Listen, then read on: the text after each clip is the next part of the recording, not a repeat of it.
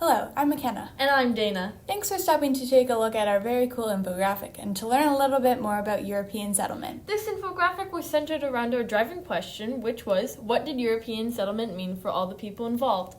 The goal of this infographic is to show the changes and continuity since European settlement in Canada. We decided to answer this question in regards to the three main groups who arrived: the French, the First Nations, and the British. We decided to come to a conclusion that European settlement changed the lives of all the people involved. Although there have been changes, such as European and First Nations lives no longer being based around the trade, the concept of supply and demand still impacts big companies today. We divided our supporting data into the three groups we studied. We want to share with you what European settlement meant for them and how the concept of supply and demand has impacted their lives.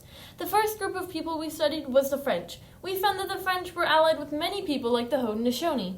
The second group of people we studied were the First Nations. We found that the First Nations' lives changed after being introduced to European goods like the gun. Lastly, we studied the British. We found that the Hudson's Bay Company was largely based around the idea of supply and demand. Overall, supply and demand still impacts companies today like Lululemon and Nike, as it did with the early Hudson's Bay Company. However, European and First Nations lives are no longer based around trading of furs. Don't forget to check out the sources at the bottom of this infographic. Thanks again for stopping, and we hope you enjoyed our very cool infographic.